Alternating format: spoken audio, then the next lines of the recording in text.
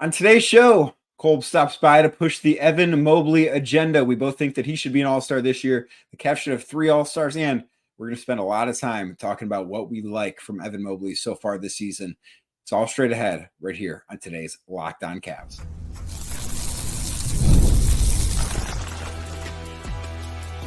You are Locked On Cavs, your daily Cleveland Cavaliers podcast. Part of the Locked On Podcast Network, your team every day. What's up, everybody? My name is Danny Cunningham. You might know me from my time covering the Cleveland Cavaliers, places like 92.3 The Fan, Cleveland Magazine, my new Substack, The Inside Shot, and a number of other stops along the way. I want to say thank you to you for making Locked On Cavs your first listen today and every day. You can find the show anywhere you get your podcasts, Apple, Spotify, anywhere else. Drop us a 5-star rating. Leave us a nice review. Be a friend. Tell a friend about Locked On Cavs. Make sure you're subscribed. Make sure a friend is subscribed as well. If you're watching this on YouTube, do me a favor, hit that thumbs up button for me, click subscribe, and hit that notification bell so you don't miss the latest Locked On Cavs content, a proud part of the Locked On Podcast Network, your team every day. Today's show, of course, is sponsored by Game Time. Download the Game Time app, create an account, and use code LOCKEDONNBA for $20 off your first purchase. Terms do apply. Colb from SB Nation stops by today. We talk about Evan Mobley, what we've loved from him through the first third of the season. We both think that he is more than deserving of an all-star nod in the Eastern Conference. We also spend some time sort of debating, discussing other guys in the Eastern Conference that are worthy of all-stars or maybe on the same level as Evan in terms of their all-star cases, and a couple of guys that we both think are below Evan. If you don't know Colb, he covers the NBA, the NFL for SB Nation, says he's a Lakers fan. Really what he is an Evan Mobley fan. So that's why I wanted to have him on today. He's a Northeast Ohio guy, really knows his stuff, really enjoyed the conversation I had with him. His @ is in the description below. It's also on the screen if you're watching on YouTube. So make sure you're giving him a follow, both on Twitter, Blue Sky, wherever you're at these days. He's definitely worth the follow if you're not following him already. So without anything else from me, here's me and Colb talking about Evan Mobley. And it is time to push the Evan Mobley agenda. Mobley, of course, has had a great season so far. I think he deserves to be an all-star. There have been a lot of things, Colb, I think, to be impressed with as far as Evan Mobley goes. And I want to start on the offensive end of the floor because we sort of know what he is as a defender, which is one of the best in basketball. But offensively, the thing that has stood out so far to me the most has been how much more aggressive he's been with the basketball in his hands. We're starting to see it a little bit more. I know it's a small sample size, a 2-game sample size, where he's just all of a sudden starting to take 5+ threes a game, which is great. But the offensive aggressiveness, to me, I think is the thing that has stood out the most, or at least the thing that I like the most from him on that end of the floor. How do you feel about that? Honestly, Danny, I agree.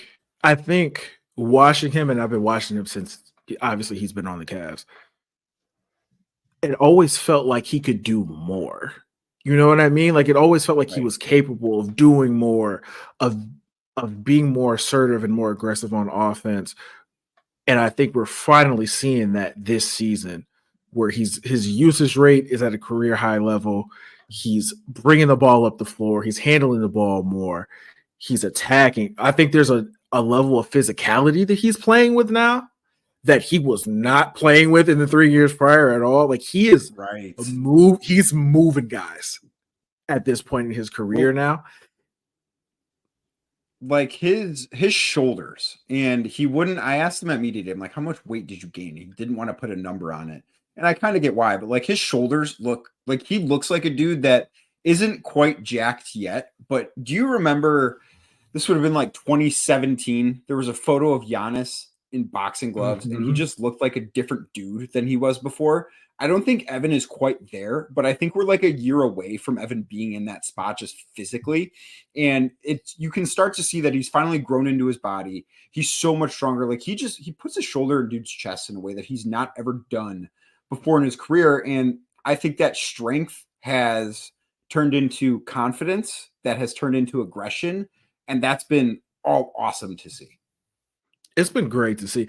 I've talked to, my guy, Quincy Carrier. I've talked to him about this for years.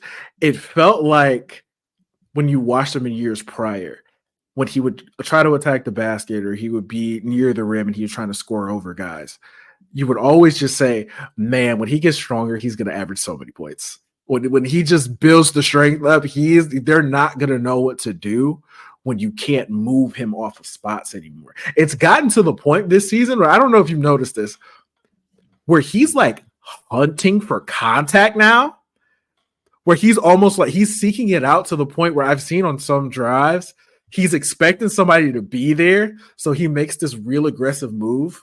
And when they're not there, he gets off balance and he like turns the ball over because he expected to run it into somebody and they just weren't there. I was like, I would much rather have this than you not being able to do what you want to do physically because you're not where you need to be strength-wise in your development. I'd much rather see him be like, I want you to be there so I can ram into you and then score. It's been such a joy to watch. It really has. It really has. Right. And I actually think over the last couple of games, we've seen, I know Taj Gibson did this on Saturday in that Hornets game. We've seen defenders kind of pull the chair out from underneath him a couple of times, and it's worked. But that is a trade I will take every day of the week. If he's going to be aggressive, if he's going to seek out that contact, and like his free throws are up, the percentage of shots that he's taking in which he's getting fouled on are up. He's finishing through contact at a better rate than ever before. His and one percentage is 30.8. So almost 31% of the time he gets fouled, he's making the basket anyways, which he's never been anywhere close to in his career. Like all that stuff just speaks to this guy is hunting opponents down. He's not going to be the more physical guy every night because he's still not there. I don't think weight or strength wise, but he's also miles ahead of what he was in that area before. Definitely. I mean, I remember in years prior, teams would guard him in the post with players who are significantly smaller than him. And sometimes they would be successful just because he just wasn't strong enough to do it. And now when you try to put a smaller defender on Evan Mobley, he's scoring every single time. Like I want you to put your 6'7", 6'6", 6'5" wings on me to try to stop me. He's hunting that and he is scoring every single time under the basket. And it's been great. It's been great. Well, and the other aspect of that is not just that teams are really trying to avoid that now, but anytime it happens, you just see him take them right down to the block and say, I'm going to work. Like he's not messing around. He's not intimidated by the fact that, when you are a guy of his size and a team decides to defend you with a smaller player, it can almost be a little intimidating because there's real pressure. It's like, okay, I can't be shown up by this dude that's 6'5" or 6'6" that I should just be able to go to work on. He's taken that challenge, and it's gotten to the point now where teams are trying to actively avoid that. The one thing that we've seen most recently with him, we saw against Charlotte where he went 6 of 8 from beyond the arc, which was by far the best game he's ever had. Even that game against Denver last Thursday where he was, I think it was 3 of 5, but like the threes he's starting to take, particularly like there was one in the corner where it was a quick catch and shoot. There was one that was sort of a 9-1-1 3 at the end of a shot clock where he like sidestepped and it was like a little one-legged three. And so, okay, man, I love seeing the confidence there because that has not existed from him. I think the release looks better. And I think that is such a big part of where he can go next. It doesn't have to be great, but I think that's like the next frontier for him offensively. I think with the 3-point shooting, and I know everybody wants him to take 7 or 8 threes a game and just spread the floor and do all that stuff. But I do think from a volume perspective, you want him to be taking 4 to 5 threes a game. I think that's a good number. I think that's like the appropriate number for him. And it's so funny because going into that Denver game, I think he was shooting like 32% from 3. And then after that Charlotte game, I think he was at like 41% or something like that, just because he was nailing all of them. But that's the one thing that he needs as far as becoming a shooter and evolving offensively as a scorer. You just want to see the volume pick up so you can have a clearer picture of whether or not you could depend on him to be able to hit those threes consistently in games. And it looks great to me. If I see him shoot, I think it's going in. And there's not a lot of guys you'd say that about where they shoot the ball and you're like, oh yeah, he's about to make that. So I hope he feels more confident and he starts taking more threes more consistently as the season goes on. Well, I mean, think about where we were with him 2 years ago, where, that season, Donovan Mitchell's burst in Cleveland, I think he shot like 22% on threes or 21%. Like it was just abysmal. And think, okay, if this is going to work with this group of guys, someone's going to have to be able to stretch the floor. And I'm with you. I don't think that turning Evan Mobley into a guy that shoots 8 or 9 threes a game is right for this offense or right for him as a player. I think probably 4.5 to 5.5, and somewhere in there is that sweet spot where you want him to be attempts wise. But if he is, and he doesn't even need to shoot 40%, like he just needs to not hesitate, because if he doesn't hesitate when he's taking those shots, that's where I really think that defenses have to start to respect the fact that he's going to shoot and he's going to be able to be capable of knocking down open shots, because that's going to just make life so much easier for everyone else that's on the floor, particularly in these lineups where he's playing the center, because the Cavs have been at their best so far this year. And I think we are kind of getting out of small sample size territory where just about everything is real at this point. But they've been at their best this year when Evan Mobley is playing center. If he's playing 4, it's important for him to be able to stretch the floor with Jared Allen on the floor with him. But if he's playing 5 and he's capable of doing this, life is so much easier for the guards. So I'm talking Donovan Mitchell, Darius Garland, even Karis LeVert, Ty Jerome. Like, I think all of them can attribute some of the space that they have to what Evan Mobley has done from outside. And I think that's only going to get better if he keeps this up. I agree. I think just being able, that threat for the opposition for defense, knowing that this big 7-foot guy who we're trying to keep out of the paint at all costs can actually hit 3-pointers at a respectable clip where you actually have to guard him and you can't just leave him out there the entire time and just let him knock down open threes. I forgot what his percentage is on what is considered to be wide open threes, but I know it's above 40% at this point in the season. And other teams are going to recognize that and be like, okay, we can't just leave him out there because he's shown that he can actually make them if we just leave him out there, which is going to open driving lanes up for Donovan Mitchell, who's just going to kill teams, for Darius Garland, who's just going to kill teams, and Ty Jerome, who we find out this season is also going to kill teams. So there, who would have thought? Not me, definitely not me. No, but nobody did. But it's been great to see. His development has been really fun to watch, and the Cavs are really good. And as long as he keeps knocking down threes at a 40% clip, I don't see them not being at the top of the Eastern Conference at any point. Yeah. So according to NBA.com, Evan Mobley shooting 45.2% on wide open threes. You'll take that. Like, that is absolutely, that's about where you should be, I think, on wide open threes. And if you're somebody who was shooting 21% from 3 just 2 years ago, I think that's a really great place to be. So Evan has a really strong all-star case. There are guys in the Eastern Conference, at least a handful, that have really strong cases as well. I want to compare and contrast Mobley to a couple of other all-star candidates in the East. We'll do that next right here on Locked On Cavs.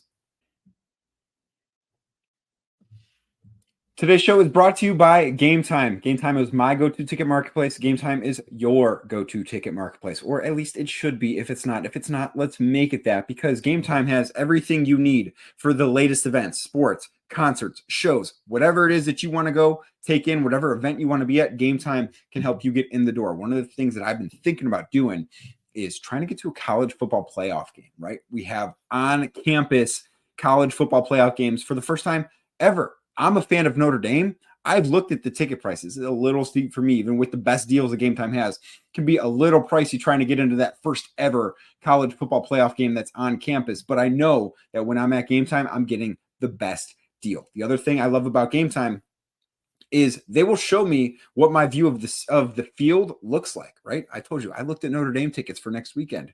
So I picked out a few seats. Okay, well, what do the end zones look like? What does the 50-yard line look like? You can do that all inside the Game Time app. I've done it. You should give it a try too. If you're not already, it should become your go-to ticket marketplace. And right now, new customers can download the Game Time app, create an account, and get $20 off your first purchase when you use code LOCKEDONNBA. Terms do apply. Again, create an account, redeem code LOCKEDONNBA. That's LOCKEDONNBA for $20 off. Download Game Time today. What time is it? It's game time.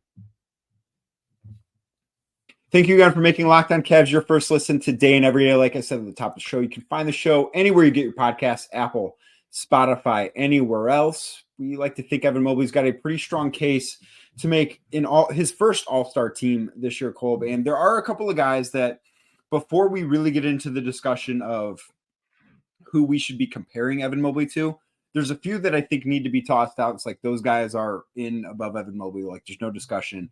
First one for me would be Giannis, who I think might be playing the best basketball of his career, despite the fact that I'm not sold on Milwaukee being very good and that team's not great, but Giannis has been outstanding. And then Jason Tatum would be the other one for me, where he has really, I think, used not playing in the Olympics as fuel to quite a bit of early season success. Do you have any issue with those two guys being put above Evan Mobley? I would like to pretend to have an issue with both of those guys being in front of Evan Mobley, but I don't. They're definitely going to make it before he makes it, unfortunately. So let me ask you this, because those two will, in all likelihood, I think we'd both be pretty stunned if they're not starters on the All-Star team. Does Evan Mobley have a path to being an All-Star starter? What does that path, if there is one, what does that look like? Because I'm not sure. I don't think he's going to get fan vote because we're in Cleveland, because he is still a younger player that hasn't necessarily had the sexiest offensive game in terms of breakout. And he's also not the best player on this team with Donovan Mitchell. But do you think there's a path there? Unfortunately, I don't, especially because I know the fan vote is such a significant part of who ends up being a starter in the All-Star game. You got to remember when Andrew Wiggins became the starter in the All-Star game a couple years ago. Hey man, those K-pop fans had quite a bit of say in that one. Listen, I'm not hating on it. I'm not hating on it at all. So just keeping that in mind, he would lose out to somebody even like Karl Anthony Towns playing for the Knicks. Like he would get the nod before Evan. So I don't really see a situation where he would end up being a starter. So Karl is the guy that I wanted to start with because I think they're sort of in a similar category.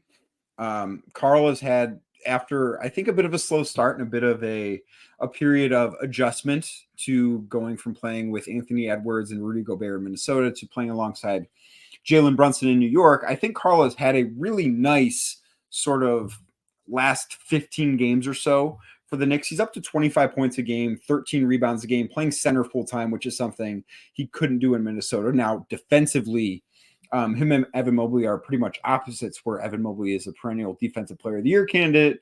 And there's a reason why the Wolves felt Karl couldn't play center and they needed to trade for one of the most expensive centers in the game to make him a power forward. Between those two, where are you at? Because I do think that there's probably a right answer here. But I think that you could make a case either way. Oh, man, I think. Oh, you had to sit up for that. I think Cat has. I would give Cat the edge because when you look at, especially when you look at his statistics in comparison to Evans, like he's got the clear edge here. He's got the clear edge here. Man, he's working on. If it wasn't for Jokic and Giannis, I would probably argue that he's working on like an MVP campaign. 25 and 13. He's been so good for the Knicks lately, man. Like he just hit a game winner against the Raptors the other night too. I was like, hey, man, he didn't look this good in Minnesota. He really didn't. Maybe because he played for the Timberwolves and maybe I wasn't paying attention as much because now he's on the Knicks. But he's having a great season, man. He really is. Well, no, as someone who once upon a time covered the Timberwolves, I can tell you he's not necessarily looked this good, even though he is somebody who has made 4 All-Star teams in the past, made the All-Star team out West last year. I think that matters too when you're having this discussion. Like my line of thinking here is that your first All-Star game is the toughest one to make. Once you get over that hump and once you are an All-Star, you're always thought of as an All-Star and the conversation changes a little bit around you. And I do think that, Evan needs to make an All-Star game before he can be compared to, or not compared to, but before he's going to get the benefit of the doubt against someone like Karl Anthony Towns, who is putting up monster numbers, has had a great really stretch for the Knicks. And I do think that's the right answer. Like, I think Karl should be in the All-Star game over him, but I don't think it's something that these two are not, in my opinion, at least, fighting at the very bottom of this. The other guy that I think is interesting as far as where he fits in, like you and I were talking about this before we started recording, is Jaylen Brown. I look at him as somebody who's a forward because that's where he starts games at. Like he is the 3 for that Boston team when they're starting Drew Holiday and Derek White. And then he's at 3, Tatum's at the 4, and Porzingis is at the 5. What do you think his all-star case against Evan Mobley says? I think it's very similar to Karl Anthony Towns, but this one's a little bit weirder just because of the, how do I want to put this? Because of the positional versatility that Jaylen Brown has. Because you could argue that he could make it at guard, and I don't think anybody would be upset about that, about him making it at guard. He's gonna make it at whatever position. He's going to be in there because, like you said, he starts at small forward, so technically he would be considered a front court player. That does make it, if the voters agree with you, that's going to make it a little bit more difficult for Evan to get in, just because that's one less spot available, as opposed to if he made it at guard. If we were talking about Darius Garland, that would make it more difficult for Darius to get in, just because there's one less spot available. But when you look at the stats, and obviously coming off a championship, coming off a Finals MVP, he's been a perennial All-Star in the East for a long time. He's going to get the edge over Evan too. Right. That's where I'm at there. And now I think we sort of start to get into a different category where those guys I do think are ahead of Evan. And there's 2 that we're going to bring up here that injuries are certainly playing a big factor in. Franz Wagner. They're both from Orlando. Franz Wagner or Paolo Banchero, I think, are worth talking about together. Franz obviously just went out this week with a torn oblique. Paolo Banchero has missed the last several weeks with a torn oblique. I don't remember, at least not off the top of my head, very many players in basketball that have had torn obliques. So to have 2 star players from the same franchise go with the same injury in like a 6-week span is maybe a little bit alarming if you're a Magic fan. But I think that Franz would have been an all-star. Now he won't be. I actually do think, depending on when Paolo gets back, I think he might have a chance to be somebody who is an all-star. But because of that missed time, I've got Evan ahead of him. But it's an interesting case to look at. Yeah, I think availability is going to be the deciding factor here, because Evans missed 1 game, and I think he's missed it because he was sick, if I'm not mistaken. And Paolo's missed over 20, I think, at this point, or close to it. Around 20, yeah. Right around 20. And Franz, they don't even know when he's going to be. I think he's out indefinitely at this point, so he's definitely not going to make it. Right. And plus, Evans on the team with the best record in the NBA. And his stats are good enough to where it justifies him actually making the All-Star team and actually being on the All-Star roster. So yeah, I would have Evan above both of them, even though Paolo and Franz were having phenomenal seasons, or looking like they were going to have phenomenal seasons before they went out with injury. Yeah, they have had. Paolo had that 50-point game. Like before he left, he was averaging like 38 and 6. Like he was awesome. It's a super small sample size. Part of that's buoyed by the fact that he had a 50-point game right before he left. There are a few other ones that are interesting. We're going to stick in the state of Florida. We're going to talk Bam Adebayo, maybe Jimmy Butler, and then go up to Atlanta, Jalen Johnson. We're going to do all that next right here on Locked On Cavs. Today's show is brought to you by FanDuel. FanDuel is, of course, America's #1 sports book for a ton of reasons, but one of those reasons right now is that if you bet $5, you win $5. You're a new customer at FanDuel, you get $150 in bonus bets sent right back your way. That's right. Right now, FanDuel, bet $5, win $150 in bonus bets if you're a new customer. And FanDuel gives you everything that you need to place a bet when you have a hunch. You could be watching a game, whether it's hockey, football, basketball, college football, whatever it is. FanDuel has live betting. So maybe you really think that the Browns, who maybe didn't get off to a good start, could cover. Once that spread keeps up a little bit, FanDuel is the place to go. Plus, in the middle of the game, you can check out latest stats, view live play-by-play, and so much more. The very same page where you place your bets. That page, the FanDuel Sportsbook app. So just visit FanDuel.com to join today. That's FanDuel.com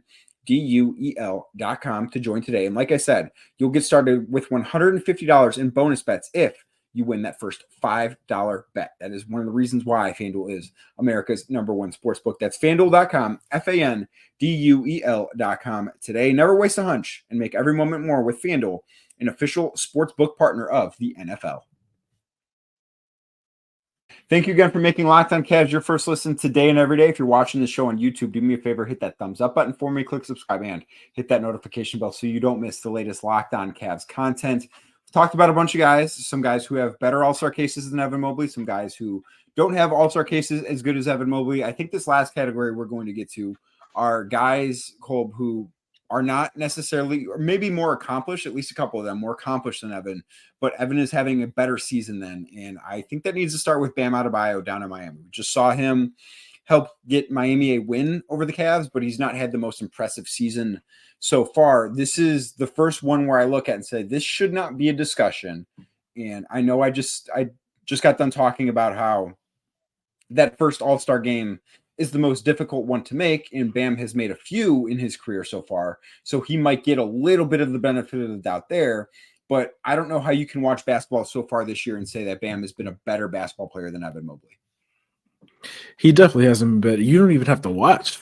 You could just look at their stats, unfortunately, really quick and see that, yeah, Evan's definitely been better than Bam this year. I think Bam's shooting, we just looked it up, 45% from the field as a center.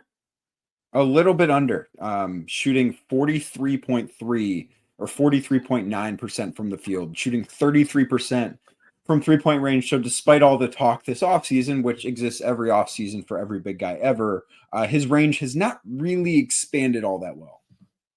Yeah, and I know Evan's shooting. Let me just look this up really quick because I know we can look it up really fast. He's shooting 55.8% from the field, and he is shooting 40% from three. I think you can make a pretty good argument that Evan should make it over Bam. Yeah, you absolutely can. And defensively, like, don't get me wrong, Bam is a terrific defender. He gives a lot of guys fits, even playing center as a bit of an undersized 5, being only 6'9" or 6'10". Like, he does a really good job on that end. But Evan Mobley is just as good as him there, and I think has quite an edge offensively. So I do think that's one that, and Miami too, you know, I don't know if how their all-star cases work out will be interesting. And I want to talk about Jimmy Butler too, as another front court player, because I'm not sure that he really deserves to be an all-star this year either. I'm also not entirely sure that he's going to be on the Miami Heat when the All-Star break rolls around, which is another interesting subplot to this season in the Eastern Conference. But I like Evan's case more than I like his too. Yeah, I don't really see anybody from Miami having a very strong case to be all-stars this year. Like, they're not particularly high in the standings. Statistically, it's not like anybody's having like a crazy year on a team that isn't really winning a ton of games. Like for example, Cade Cunningham on the Detroit Pistons. That's a guy who is getting triple doubles, it feels like, every single night. And I know the Pistons aren't the greatest team in the world, but he's carrying them. He's carrying a bad team. Without Cade Cunningham, they'd look a lot like they did last year. Yeah, like they're in the play-in, like they're in the discussion. And I think as long as he could drag a team into like a postseason appearance, which is, I guess, what the play-in would be considered, it's a postseason appearance technically, then I think that he should deserve some all-star consideration. Nobody on the Miami Heat, to me, really has that case. Like there's not that situation. They don't have that strong of an argument to be all-stars this year. Yeah, I'm with you. And then the last guy that we wanted to talk about, Jalen Johnson down in Atlanta, who had a couple of pretty good games when the Cavs took them on 2 weeks ago at this point. 2 of the Cavs' 4 losses on the season. He's never been an all-star. I don't know that Atlanta, and I talked on yesterday's show about Trae Young, how he hasn't necessarily been great.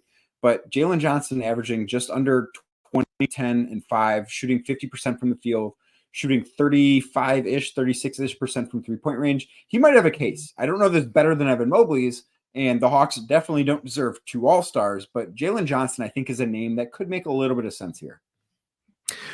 Talk about that 2021 NBA draft class, man. They are just having breakouts all over the place, especially in the East. But I think Jalen's going to have a case if they can string together a little winning streak here. Like, I think they're 5th in the East right now. if they could get in the top 4, you know what I mean? If they could get in the top 4 somewhere, I think he would have a really decent case to make his first All-Star game too. But even if he doesn't make the All-Star team, and he might not, he's absolutely going to win Most Improved Player this year, and I think that'll be good enough for him. Yeah, I think he's got a very strong case for that. He's been a big reason why Atlanta's been so good because, like I mentioned, Trae Young hasn't necessarily had the best season. He's shooting like 37% from the floor and 31% from three. I don't think he deserves to be an all-star. That's a conversation more so for guards that probably does not affect Evan Mobley. I think Mobley should make it in and not have to worry about being one of the last spots on the roster, but he has certainly performed like an all-star so far this year. Colb, thanks so much for taking the time to do this. Very much appreciate you jumping on Locked On Cavs. Where can everyone find everything that you do? Hey man, appreciate you having me on. You can find me on Twitter, and my ad's there on the on the screen there. But it's ___ COLB ____. You can also find me on Blue Sky at colb.bluesky.social. If you guys want to follow me on there and you're tired of Elon's app, you can also find me at writing about the Cavs and other things that have to do with basketball, and unfortunately also writing about the Cleveland Browns. Yeah, well, unfortunately, yeah, I think that's a very fair way to put that. But again, Colb, thanks so much. Very much appreciate it. And thank you for making Locked On Cavs your first listen today and every day. Like I said earlier, you can find the show anywhere you get your podcasts, Apple, Spotify, anywhere else. Give us a 5-star review. Say some nice words, nice rating as well. Be a friend, tell a friend. Make sure you're subscribed. Make sure a friend is subscribed as well. If you're watching on YouTube, do me a favor, hit that thumbs up button for me. Click subscribe and hit that notification bell so you don't miss the latest Locked On Cavs. I will be back tomorrow as the Cavs are going to play basketball again, believe it or not. We'll talk about what should happen against the Washington Wizards on Friday night right here on Locked On Cavs.